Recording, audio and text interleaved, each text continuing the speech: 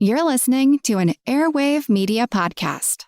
Ben Franklin's World is a production of Clio Digital Media, and support for this episode comes from the Massachusetts Historical Society, the first historical society founded in the United States in 1791.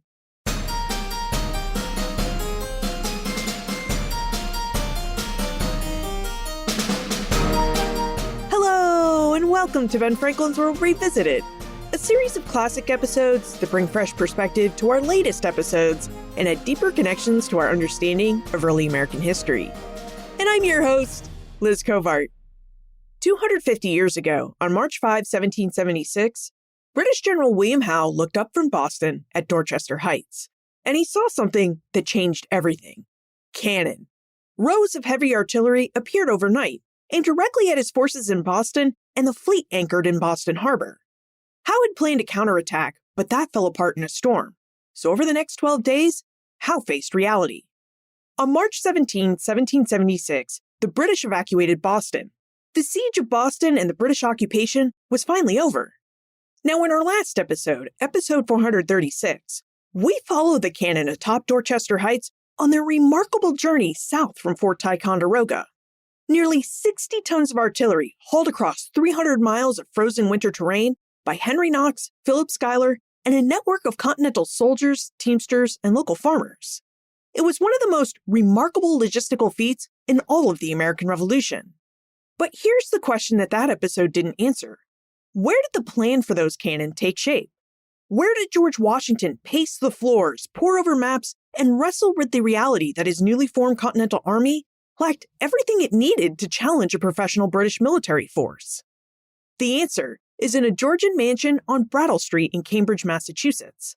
A house built by a wealthy Loyalist named John Vassall, commandeered for the Revolution, and later home to one of the United States' most celebrated poets, Henry Wadsworth Longfellow. Today, the National Park Service preserves this building as the Longfellow House, Washington's headquarters National Historic Site. Now, to explore this home where Washington lived and worked for the nearly 9 months during the Siege of Boston, we're revisiting our conversation from episode 194 with Garrett Clower. At the time of our original conversation, Garrett served as a supervisory park ranger at the Longfellow House. He's since become the program manager for interpretation and visitor experience at Saratoga National Historical Park. Now, during our exploration, Garrett reveals how John Vassall built the house and why its Loyalist origins made it available to serve as George Washington's headquarters. What life was like inside the house during the Siege of Boston, from the staff officers conducting the business of command to the enslaved people who kept the household running. And how a young Harvard professor named Henry Wadsworth Longfellow fell in love with both the house and its history, transforming it into a literary landmark. But first, if the story about Knox's noble train of artillery has you wanting to talk about it with someone, and I mean really talk about it, not just get a polite nod at dinner, I get it. That's why the History Explorers Club exists. It's a community of people who do this, who hear a story like Knox's hauling 60 tons of cannon through the Berkshires in winter and immediately want to dig into the questions behind it. Who was feeding those oxen teams? What did the locals think when this procession came through their towns? How does a bookkeeper become the guy Washington trusts with this impossible mission?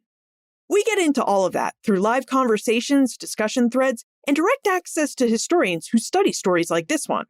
It's a place where your curiosity doesn't have to stop just because the episode ends. You can check it out at historyexplorers.club.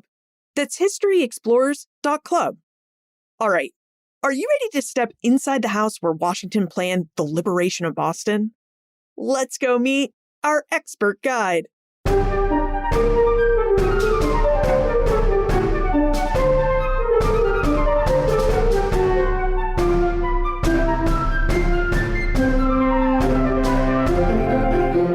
Our guest is a supervisory park ranger at the Longfellow House, Washington's headquarters National Historic Site. He's a 9-year veteran of the National Park Service who has worked at sites such as the Minuteman National Historical Park and Independence National Historical Park. He's also a Michigan native who graduated with a master's degree in history from Central Michigan University. Welcome to Ben Franklin's World, Garrett Clower. Thank you, Liz. It's my pleasure.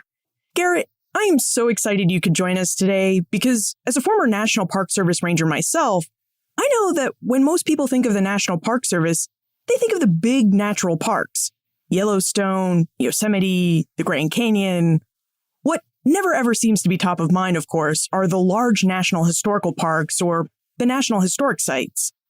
So I wonder if we could start our conversation with you telling us a bit about the National Park Service and its work as a steward of United States history. It's interesting you say that because speaking as someone who has always worked in historic sites, it's a little bit frustrating because there's a lot more of us than there are the big natural parks. The National Park Service very quickly, after its creation in 1916, started adding things like battlefields and other types of historic and cultural sites.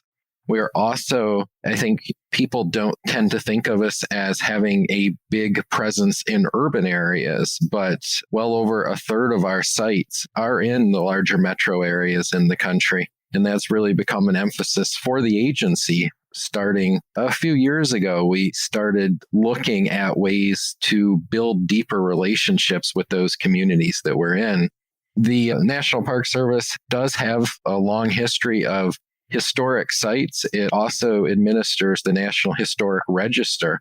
So we're talking more than 90,000 sites are on that list beyond the ones you think of as specifically ran by the National Park Service. So the agency does have a very large part of its mission dedicated to preserving and telling the stories of the history of the country. Now, in terms of your National Historic Site, the Longfellow House, Washington's headquarters, that seems to be a really interesting place in that it has really two very different histories to tell. So I wonder if you would tell us about the house and the different histories it allows the National Park Service to convey to visitors. Sure. The two big stories, of course, are right there in the name of the site. So it was the home and headquarters of George Washington from the middle of July 1775 until the beginning of April 1776. So that little less than 9 months is actually going to be the second longest amount of time that Washington will spend in any one headquarters during the entire 8 years of the Revolution.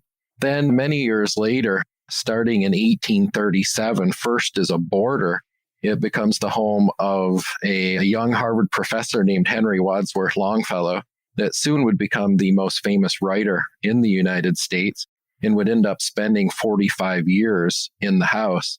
And the house would actually belong in the ownership of the Longfellow family for almost 130 years before coming to the Park Service. We like to actually think, though, that our story is even larger than those two.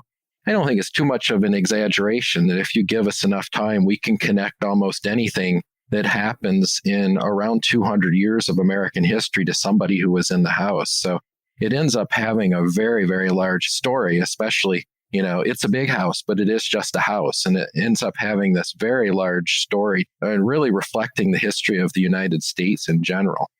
Oh, I think we need to test this theory, Garrett. James Madison. How does Madison connect with the house? James Madison. Okay, let me think. So I would say if I think of Madison, I think of the United States Constitution. And when I think of the United States Constitution, I think of the president of the convention being George Washington, of course. So I think there's that tie directly, but I think even more than that is Washington's political beliefs are profoundly changed and shaped by his experiences as commander-in-chief of the Continental Army. And you see the failings of the Confederation government during the war to supply his army. And so those experiences are really going to shape him into being the key nationalist leader. And of course, he works very closely and with Madison to achieve that nationalist vision. All right. How about one more? Because I'd really be remiss if I didn't ask you this one. Benjamin Franklin.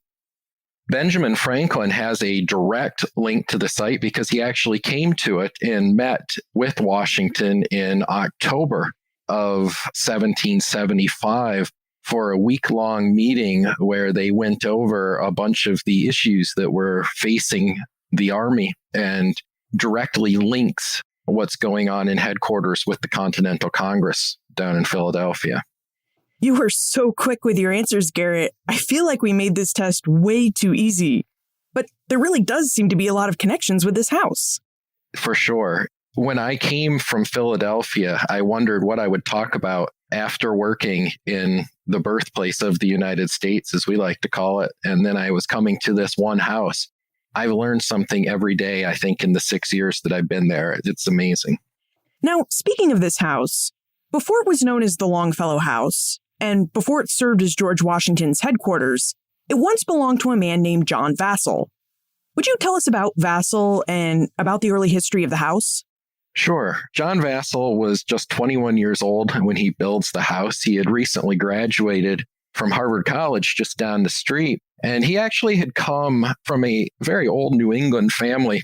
Some of his relatives were amongst the earliest settlers in Massachusetts, but they had apparently run afoul of some of the religious authorities in the colony, so they ended up moving to the Caribbean, where John's grandfather, Leonard Vassall, is going to found sugar plantations, which provide the wealth for the family. Leonard is going to move back to Massachusetts by at least 1723, and he's actually going to build a house, which today you can visit as the retirement home of John Adams down in Quincy as part of Adams National Historical Park. Then Leonard's son, John, is going to buy property out on the road to Watertown, which is today known as Brattle Street. And he's going to unfortunately die when his son, also named John, is just a little boy. He is going to be raised in the household of his maternal grandfather, Spencer Phipps, who was the lieutenant governor of the colony. But once he turns 21 years old, one of the first things he will do is tear down his dad's old house and build himself a new one in 1759. He eventually owns about 90 acres around the house. He also is going to own a couple of other houses in the Boston area. In 1761, he marries Elizabeth Oliver. Her brother is going to play an important role later in the story. His name was Thomas Oliver, and in 1774, he becomes the last royally appointed lieutenant governor of the colony. And Thomas Oliver is going to marry John Vassall's sister, also named Elizabeth. So he's very tied into the elite colonial leadership. And as you can tell, if you come out and visit the house, you don't find too many houses in the New England area that look quite like ours from the colonial period. And so you can easily tell he's amongst the absolute elite of colonial Massachusetts. I'm really curious by what you mean by we won't find many houses like John Vassall's house in colonial New England.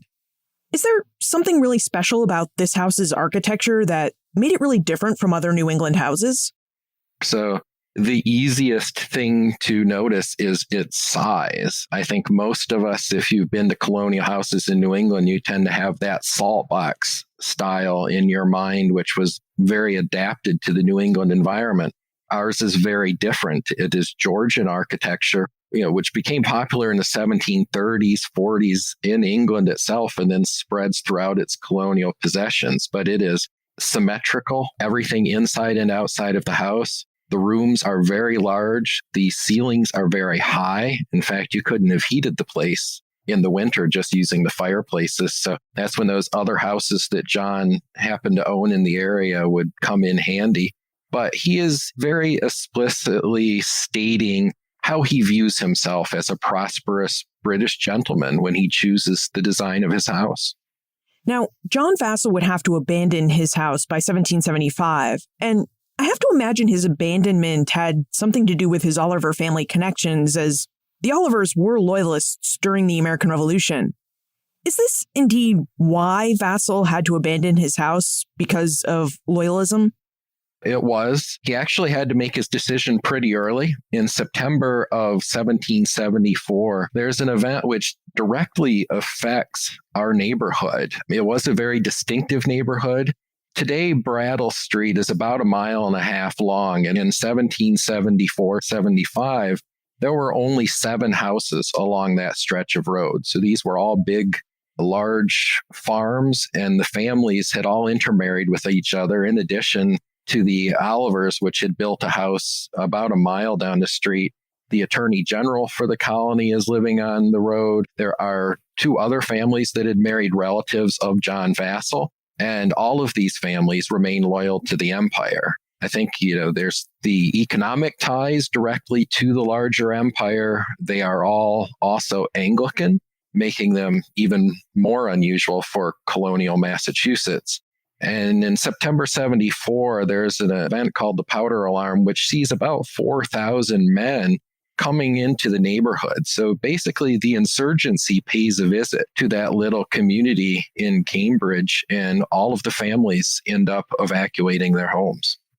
After John Vassall vacates his house, it does become George Washington's headquarters. And I'd really like for us to explore this aspect of the house's history. But before we get to that point in the story, it seems to me like we should really try to understand the two events that brought Washington to Boston. And those two events were the British occupation of Boston and the Siege of Boston. Garrett, could we please start with the British occupation of Boston? What was that occupation about? Yeah, so the British soldiers first come to Boston in 1768, and they're responding to outbreaks of colonial resistance due to the Townshend duties. They don't end up staying too long that time, because after that famous event in 1770, the Boston Massacre, in an attempt to quiet the tensions, the British imperial authorities had pulled the soldiers out of Boston itself, out into the islands in the harbor. But they will come back after the Boston Tea Party and then the rising tensions, this time to an entirely new level from the Coercive Acts in 1774. So there's going to be around 3,000 to 4,000 soldiers, it seems, in Boston at the beginning of 1775, when then tensions are going to reach, an even higher level, and really open war is going to break out with the fighting going out to Lexington and Concord and then back into Boston. And what about the Siege of Boston? Would you tell us when that started and what the siege entailed? The siege is going to begin right after, essentially, the famous fighting from April 19th, 1775, out to Lexington and Concord. Very quickly, there's going to be about 15 to 20,000 colonial militia who are going to march from throughout New England and essentially surround Boston on their own with really very little direction. However, the Massachusetts authorities are going to quickly start acting to put some degree of authority over those men. And you'll see Artemas Ward being chosen to command that army that was around Boston at the time. So this is, of course, before Washington even arrives, but there is a very large force of colonial militias, Minutemen, who had surrounded the city. Do we happen to know what the British thought about the siege? Because there were way more colonists surrounding Boston than there were British soldiers in it.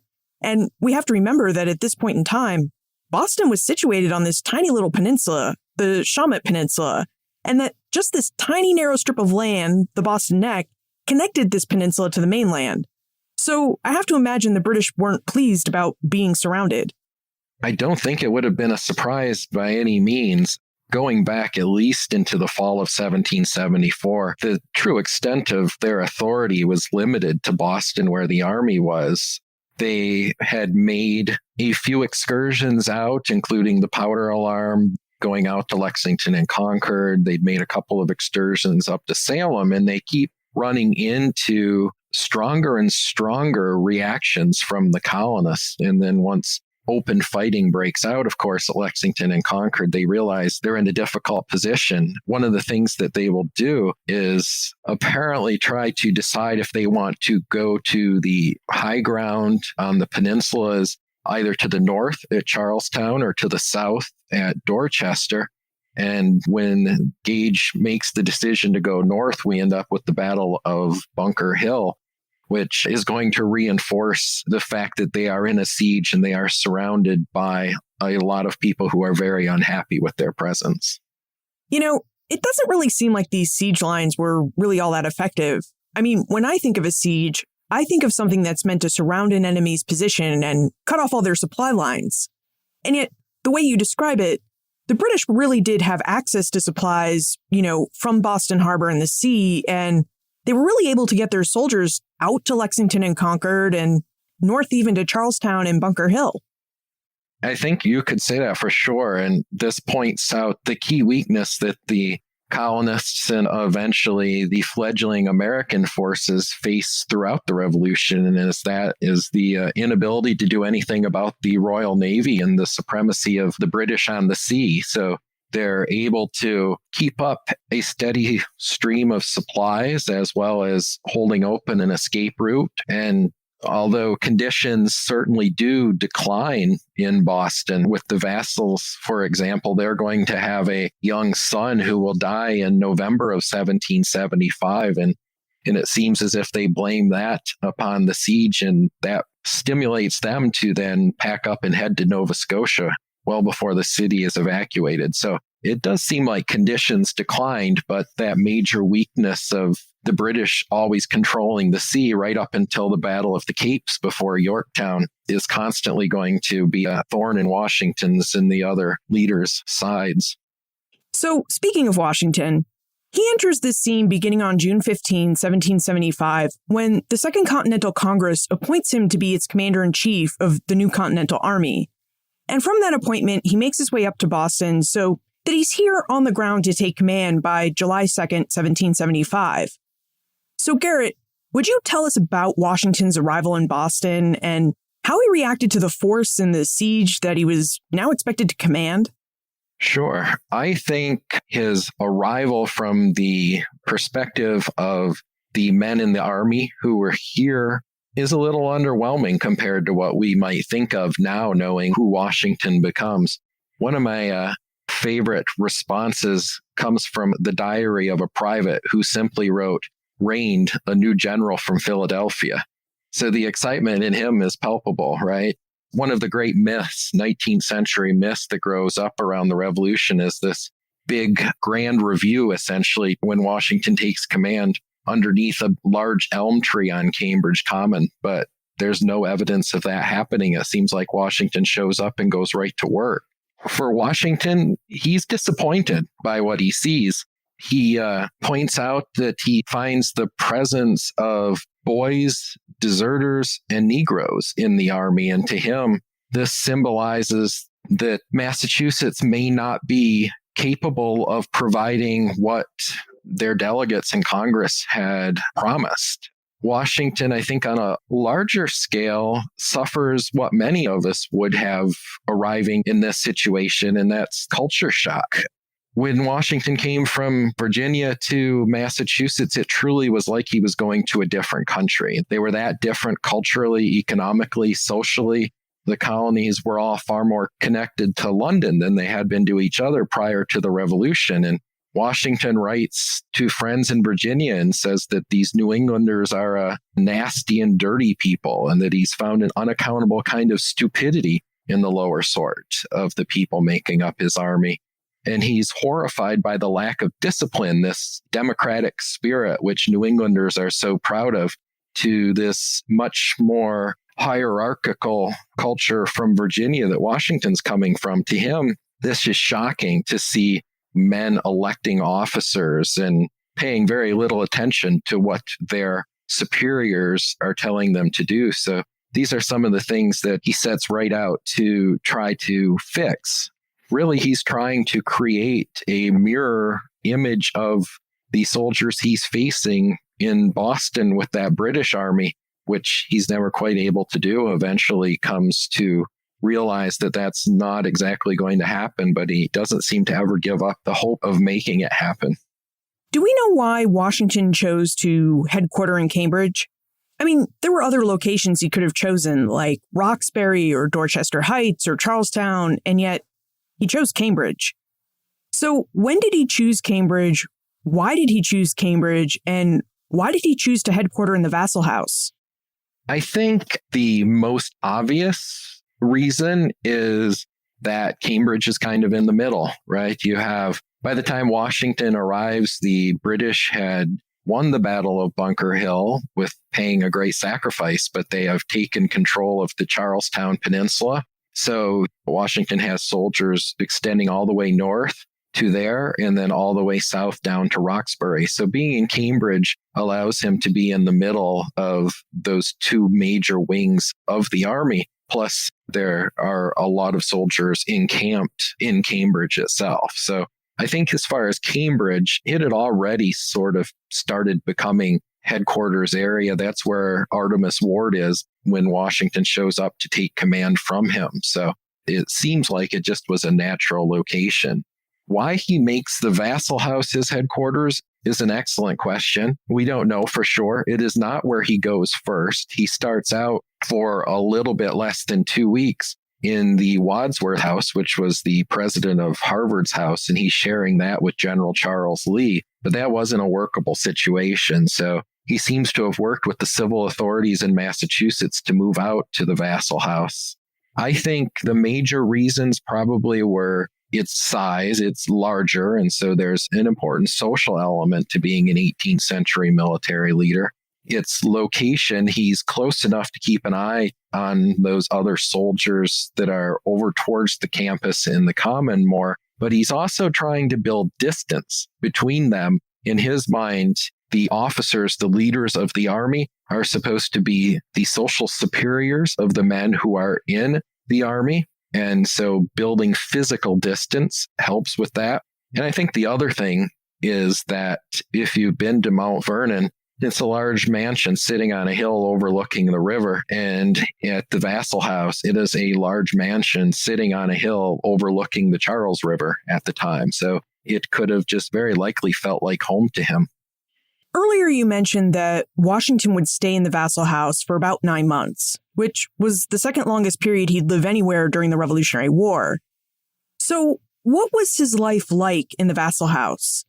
Specifically, Pamela is really curious about whether anyone else stayed in the house with Washington.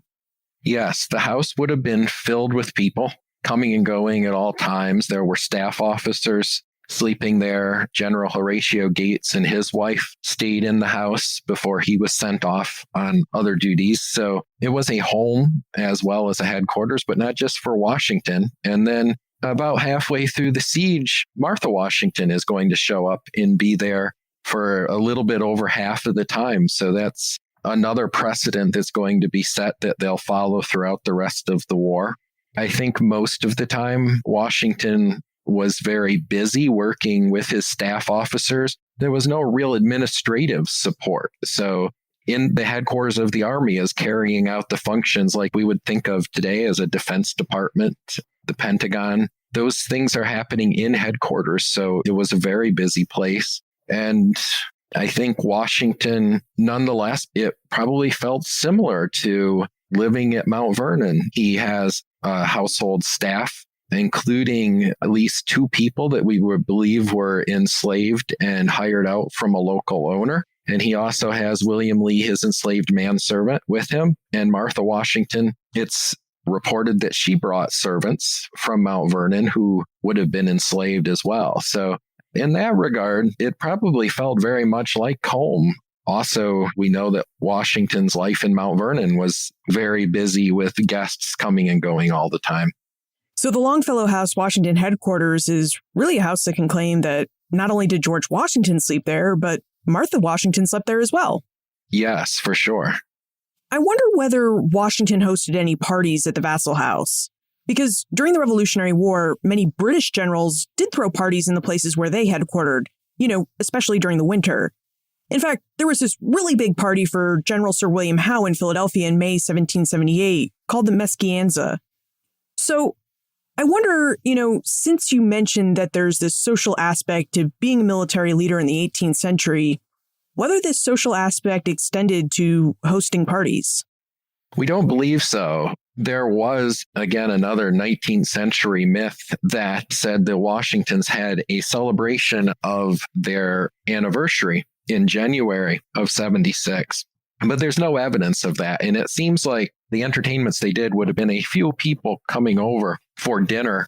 The Washingtons seem to have been very careful to draw distinctions between themselves as leaders of a Republican army, small r, in those demands of classical republicanism that they believed in so much that it would have been improper for them to host parties like the British were. In fact, there's a very interesting event with Martha Washington as she's making her way from Virginia to Massachusetts, stopping in Philadelphia and living through a minor, could have been a very major diplomatic issue between the delegates from different colonies. And the New Englanders had a stricter view of what was proper during wartime than some of the delegates from the middle and southern colonies, and they wished to have a party for Martha, and she kind of got in the middle between those two factions, but she very adeptly diffused it, showing, I think, some of her natural qualities as a politician that helps her and George later on.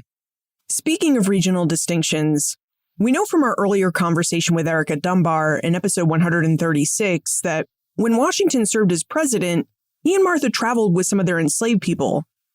Did the Washingtons travel with some of their enslaved people during the war? And if they did the Vassal House have slave quarters like the Washingtons would have had at Mount Vernon? Or did their enslaved people stay in the house with them? So we believe they stayed in the house, probably either up on the third floor or where they worked, less desirable areas like the kitchen or something like that. The slavery was not new in the Vassal House. Its builders, John Vassal, had enslaved people working inside and outside, some of which seem to have been around the property during the war as well, and one of which will later on petition the state of Massachusetts as they're selling off the estate for some type of compensation for work that he claimed to have done during the war. Washington always had his enslaved manservant, William Lee, with him. And we don't know who Martha brought with her, but there is, like I said, a mention of servants coming from Mount Vernon. And if she brings servants from Mount Vernon, they are going to be enslaved almost certainly. Washington, I think this is a little bit off topic, but one of the things I think that Washington would have been most surprised by was finding black men carrying guns in the Continental Army and how to react to that. At first, they hold meetings and decide to kick them all out of the army, but he's not going to do that. He'll end up changing his mind. And I think most Americans don't realize that the Continental Army of the American Revolution is the most integrated American fighting force well into the 20th century. Washington is also going to have an interaction with Phyllis Wheatley, the famous poet of African descent, who writes him a poem, and they have a correspondence with each other, ending with him inviting her to visit the headquarters. So I think all of those experiences he has in the house are going to speed up or encourage an evolution in Washington's beliefs about slavery that had already begun during the war, but is only going to accelerate after the war. Now, the siege of Boston ended on March 17, 1776, when the British fleet and its soldiers moved into Boston Harbor and then out of it. Garrett, when exactly did Washington move out of the Vassal House, and what happened to the house after Washington and his army moved out of the Boston area? Washington does not leave immediately on March 17th because the British don't exactly leave either. They all get on ships, they sail out into the harbor, and they hang out for a little while. Washington is finally going to depart on April 4th of 1776. Now, he had started sending some elements of the army south to New York before that, but he had kept some behind as well, just in case the British had decided to come back. But finally, on April 4th, he will head down to New York as well to start preparing the defenses down there. The house itself remains empty for a few years. Eventually, it is seized by the state of Massachusetts and it gets sold off as abandoned property. When it was sold off as abandoned property, did the state follow the same procedures as it would have when it sold off other Loyalist property? Or was the Vassal House not considered to be Loyalist property because it was abandoned so early? And, it had served as Washington's headquarters. The state of Massachusetts actually passes a law that allows them to seize these abandoned houses, including the Vassal House and some of the other houses in the area as well. After that, they're allowed to go ahead and then sell them off. So by April of 1776, Washington has moved out of the Vassal House. And after we take a moment to talk about our sponsor, I'd like for us to explore how and when the Vassal House became the Henry Wadsworth Longfellow House. I don't know about you, but I love getting to look inside the places where history actually happened. There's something about a place to make one feel more connected with the past. And there's so much more to come in this conversation with Garrett Clower. But I did want to take a moment to talk about what makes this podcast possible. As I mentioned at the start, the Massachusetts Historical Society has joined us as a partner this year. Their support is helping us bring you more resources and keeping our content freely available. But partnerships like this one are only part of the picture for keeping this podcast and our newsletters going. The other part is, of course, you. Ben Franklin's World has really always been a community effort. We've been producing this podcast for more than 11 years, and it's only been possible because listeners like you believe that this kind of work matters. The work of making rigorous historical research accessible and available to anyone who has an interest. So if you've been listening for a while and this show has become part of your routine, I'd love for you to consider supporting us. You can make a tax-deductible donation at benfranklinsworld.com/donate. That's benfranklinsworld.com/donate. Every bit of support helps. It helps us keep the lights on, bring in great guests, and continue to offer our episodes and resources for free. So thank you for your help in doing this work and for your consideration. Garrett, when exactly did Henry Wadsworth Longfellow, that famous 19th century poet, acquire the Vassal House and turn it into the Longfellow House? In 1791, the house was purchased by a guy named Andrew Craigie.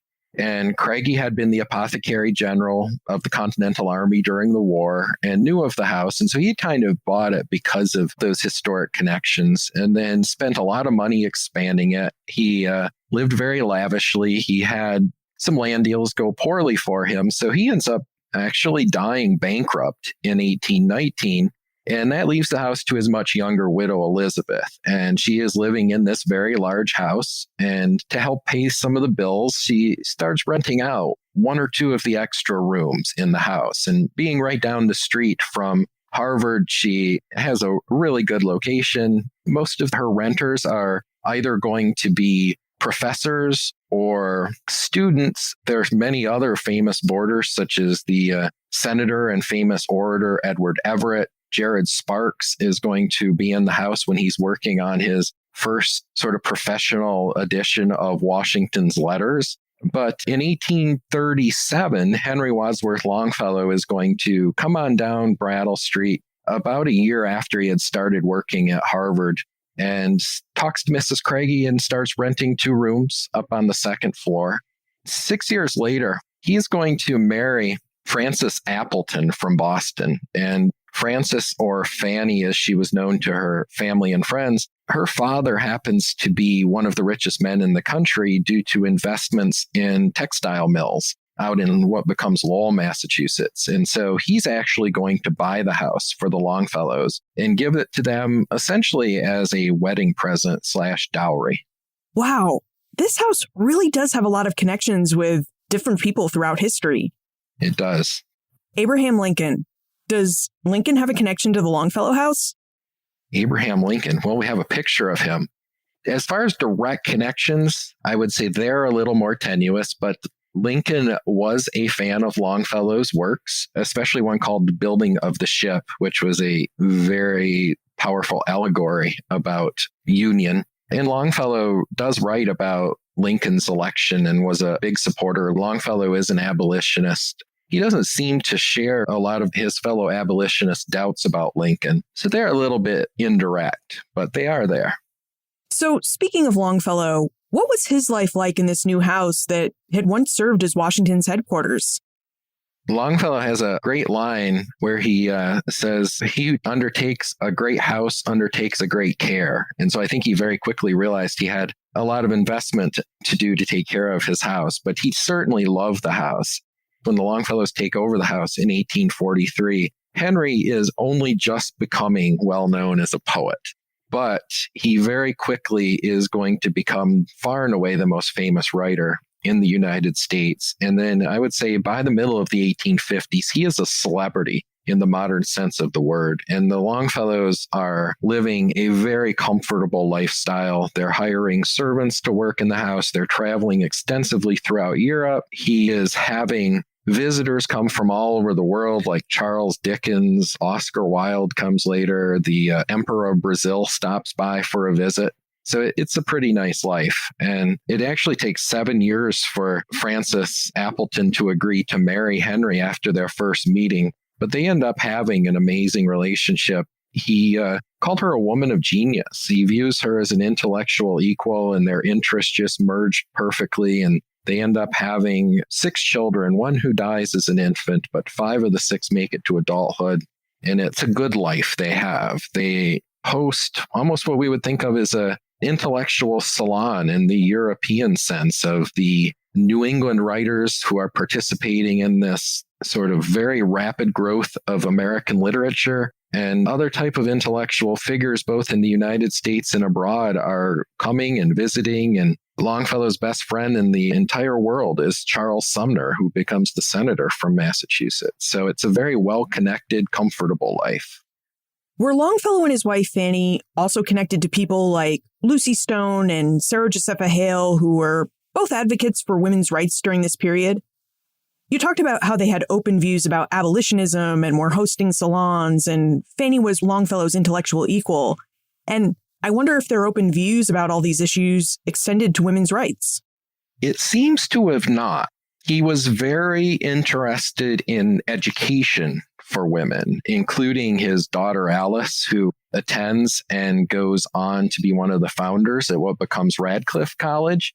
Henry's brother was a little more involved in suffrage movements. Fanny Longfellow tragically dies in 1861. And so she doesn't seem to have either had the opportunity, or I think also she came from a very privileged, wealthy background, and I don't think she quite understood what most women faced in the United States. And so I think her economic background somewhat detached her from the suffrage cause and women's causes. So they seem to have not been as connected to those as they were other social issues like abolitionism, pacifism. You mentioned earlier that Longfellow became one of the most famous Americans in terms of his poetry and literature. In fact, he was really kind of like the United States' second rock star of the 19th century behind Washington Irving. And I wonder, do we know if Longfellow wrote any of his iconic poems that made him so famous at home in the Longfellow house? We think just about everything after 1845 would have been worked on in the study. Now, it's a little bit difficult to say because they do summer in places like Newport or Nahant. So he's going to be writing in places like that as well. But I think you can directly tie a lot of his work to the house. Some poems do mention parts of the house or experiences in the house, as well as the areas directly surrounding the home. He certainly seems to have been very inspired by both the house and its surroundings. What about Paul Revere's Ride? Did he happen to work on this poem in his house? Yes, that certainly is one he would have worked on. Longfellow's connection to Paul Revere through the poem is an interesting one that has brought him a fair amount of criticism, I would say, over especially the 20th century as its historical inaccuracies have been pointed out. I think the interesting thing about that poem is that Longfellow was not writing a poem about the American Revolution. He was writing a Civil War poem in 1860 as the secession of Southern states is beginning. He's using the American Revolution as sort of a rallying cry for union, much like Abraham Lincoln does in his first inaugural. So I feel like I have to defend Longfellow a little bit because he knew that historically he was not painting an accurate portrait of Paul Revere, but it wasn't his intention. Now, Longfellow died in 1882. So what happened to the house after his death, and how did his house become a National Historic Site? So his family was very interested in both preserving the legacy of their father and of the house. After Henry's death in 1882, his oldest daughter, Alice, essentially takes over the home. She never marries, never moves out, and lives there until her death in 1928. In 1913, there were 4 surviving children of Henry and Fanny Longfellow, and they formed a trust to preserve the house. And that trust then is actually the body that will convey the house to the National Park Service in 1972. The last Longfellow family member a guy named Harry Dana lived in the house up until 1950. And it was only after his death that the trust started looking for an agency to permanently take care of the house. So it takes about 20 some years after that before it finally ends up with the Park Service. But that's a very interesting period as well, because that not only is some of the earliest examples of planned historic preservation in the United States, but Harry and his Aunt Alice extend the history of the house into the 20th century through Alice's connections to Radcliffe College. She's sort of a typical progressive era upper middle class woman involved in things like education and relief of the poor. And then Harry Dana, he is a socialist for sure, and also faces some degree of persecution for his sexual orientation, allowing us to bring topics of the social issues of the 20th century into the story. There are a lot of different stories in this house. So if we come to Cambridge for a visit to the Longfellow House, Washington Headquarters National Historic Site, what can we see and tour on our visit? The main highlight of a visit to the house is the house tour, in my opinion. Our whole season, which typically runs every year from about the middle of May through the end of October, we offer full tours of the house that are about 55 minutes long and go to the first and second floor. During the summer, we add in shorter versions of the tour if you don't have as much time, that are only about 20 minutes of the first floor only. We also do tours that get out into the historic neighborhoods surrounding the house, and we do tours of the landscape. And there's also a lot of special events, both during the summer, we offer concerts, poetry readings, and even during the winter when we're closed, we offer lectures and so forth in our carriage house. So there's always something going on here at the site. Yeah, speaking of the landscape, Leslie wonders about the Longfellow Garden and whether we can tour that during our visit. She also wonders whether there are any plants in the garden that date back to Longfellow's time or perhaps even to George Washington's time in the house. So the garden is open along with the rest of the grounds from dawn to dusk every day of the year. So it doesn't matter if the house is open or not. I definitely would encourage people to come and sit in the garden. It's a lovely little escape from the city around us. We do offer tours of the garden on a daily basis, so you can get more information about it that way. We also have brochures that we have made specifically about the garden. We have a few plants on the site as a whole from Longfellow's time. Probably the most impressive as you come up is the massive linden tree that is to the east of the house. You can't miss it. We know that that was there because Longfellow talked about it. And we also have a lot of lilac bushes that are from Longfellow's time. So if you're in the area during the late spring, it's definitely a wonderful time to stop by to smell the lilacs and see the waves of purple around the house. As far as the garden, there are not original plants. However, the garden as you see it today has been restored using 1925 blueprints. Alice Longfellow hired a lady named Ellen Biddle Shipman from Philadelphia to come up and redesign her garden. And we have the blueprints in our archives as well as the planting lists from that time. So it is very loyal to that 1925 design, but that's Alice Longfellow, not Henry. And as far as George Washington, it seems very likely that hardly any trees would have escaped the grasp of the Continental Army for firewood to keep warm during that winter of 1775. Now, Garrett, before we move into the time warp, we really need to get your professional advice on this. You've worked at Minuteman National Historical Park out in Concord, Massachusetts. You now work at the Longfellow House, Washington Headquarters National Historic Site in Cambridge. And you're undoubtedly familiar with the Boston National Historical Park and with all the sites on the Freedom Trail. So when we plan our visit to Boston, to get our American Revolution fix, what order should we plan to visit all these parks and sites in? Ooh, that's a tough one. The nice thing about visiting our house, the Longfellow House, Washington's headquarters, is if you're staying in Boston, you can just hop on the Red Line to Harvard Square Station, and probably your entire visit can take about 2 hours, and you can get right back into town for the rest of the Freedom Trail. The biggest thing, I think, for people to do when you're planning a visit to any of the national parks in the area is to go to our websites. They can all be reached through nps.gov, and then you can find out exactly what programs and things we're offering. For example, if you're in the area on a Sunday, if you come on out at 3 o'clock in the afternoon, we're more than likely going to be having a concert or a poetry reading of some type. So it's always good to know what the sites are offering so that you can plan on what you don't want to miss. Right. So rather than trying to cover all these sites chronologically, your advice would be that we should plan our visit around all the different special events these parks have to offer us. I think so, although it would be fun, I suppose, to do a visit to the sites related to the Imperial Crisis in Boston and then hop out and go to Lexington and Concord as well, and then come back in to Cambridge. So I can definitely see the appeal there, too.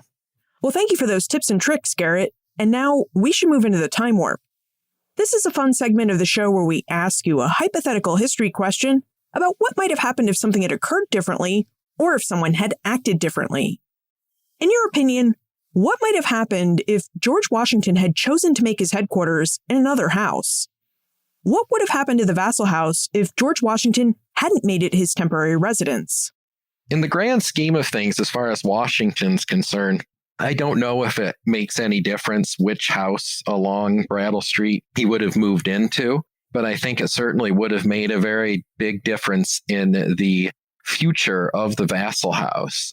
Most of the other homes end up being private homes still today. So I think the Vassal House very likely could have gone down that road. There's certainly no lack of demand for housing in the Boston area. And so it very likely could have been just another private mansion along Brattle Street. I think it's kind of unlikely that it would have become the home of Henry Longfellow, for example, because the Longfellows wanted the house because of its connections to George Washington. Fanny Longfellow writes her brother and says that they wanted the house that Washington had made every room sacred. When the Longfellow descendants created their trust to preserve the house, they cited 3 reasons: its architecture, a memorial to their father, and a monument to the time George Washington was there. So I certainly don't think we would be talking about the house as part of the National Park Service today without that element of the story. Now, Garrett, you've given us a preview of a lot of different events that the Longfellow House, Washington's headquarters National Historic Site offers. Are there any really special events, programs, or tours coming up that we should be aware of? There's a lot of things that we do, as I mentioned earlier. Thinking of one specific event coming up in just a couple of weeks on August 25th, we're going to have a full day of events. We will have a band performing, which contains a great grandson of Henry Longfellow. And we will be showing the Disney classic about the American Revolution, Johnny Tremaine, on a large screen out on our lawn to the east of the house. So that should be a big day that will appeal to all of the Revolutionary War buffs in the audience, but also the music fans that might be listening. Will there also be a reading of Paul Revere's Ride? I mean, it seems like it would fit right in with a viewing of Johnny Tremaine. You know, I hadn't thought about that, but we may have to add one now. And you mentioned nps.gov, but is there another place we can look for more information about your historic site and how we can get in contact with you if we have questions?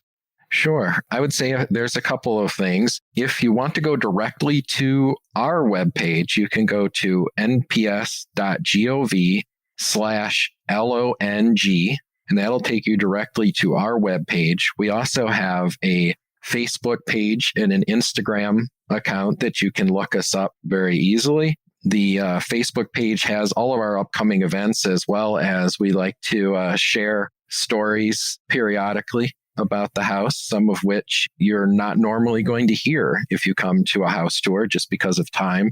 And you can also, if anybody would like to directly reach out to me, I can be reached at my government email address, which is Garrett, Garrett _Cloer, CLOER @nps.gov. Garrett Cloer, thank you so much for taking us through the history of the Longfellow House, Washington's headquarters National Historic Site, and for giving us such great tips and tricks about how we can make the most out of our next visit. My pleasure, Liz. Thank you for having me on. When George Washington arrived in Cambridge to take command of the Continental Army on July 2, 1775, what he found wasn't exactly encouraging. The troops he found were undisciplined and disorganized. The army lacked basic supplies. And Washington himself experienced a kind of culture shock. A Virginia planter, accustomed to hierarchy and deference, suddenly found himself surrounded by New England soldiers who elected their own officers and exercised what he considered an unsettling degree of democratic leveling. In the midst of all of this, the vassal house must have really offered Washington something like a reprieve. Like Mount Vernon, it was a large and spacious home, and it was positioned with a commanding view of a river, in this case, the Charles River instead of the Potomac. For nearly 9 months, Washington lived and worked in this house, making it the second longest residence he would occupy during the entire war. From the vassal house, Washington forged the Continental Army into something that could challenge British forces. From this house, he corresponded with Henry Knox about the audacious plan to haul cannon from Fort Ticonderoga. And it was from this vassal house where he authorized the fortification of Dorchester Heights, the move that made it possible for the British evacuation from Boston and the end of the siege. As Garrett Cloer made clear, the Longfellow House, Washington's headquarters National Historic Site, connects to nearly every major figure and event in American history from the 1760s onwards. It's a place where the Revolution, American literature, and the story of the National Park Service itself all come together under one roof. So if you ever find yourself in Cambridge, Massachusetts, it's well worth the visit. Look for more information about Garrett, the Longfellow House, Washington's headquarters National Historic Site, plus notes and links for everything we talked about today on the show notes page. benfranklinsworld.com/194. And remember, the Massachusetts Historical Society has digitized Henry Knox's journals. If you want to read Knox's own account of hauling those cannon from Fort Ticonderoga to Boston, be sure you check out the show notes page for episode 436 at benfranklinsworld.com/436. Friends tell friends about their favorite podcasts. So if you enjoy Ben Franklin's World, please tell your friends and family about it. Production assistance for this podcast comes from Joseph Edelman, Karen Wolf, and Morgan McCullough. Breakmaster Cylinder composed our custom theme music. This podcast is part of the Airwave Media Podcast Network. To discover and listen to their other podcasts, visit airwavemedia.com. Finally, next week, we're going to shift our focus from the halls of command to the households of everyday Americans. Historian Lauren Duvall will join us to take us inside the homes of British-occupied cities like Boston, New York, Philadelphia, and Charleston, so that we can discover how men and women of all races and statuses experienced the Revolution from their own front doors. Ben Franklin's World is a production of Clio Digital Media, and support for this episode comes from the Massachusetts Historical Society, the first historical society founded in the United States in 1791.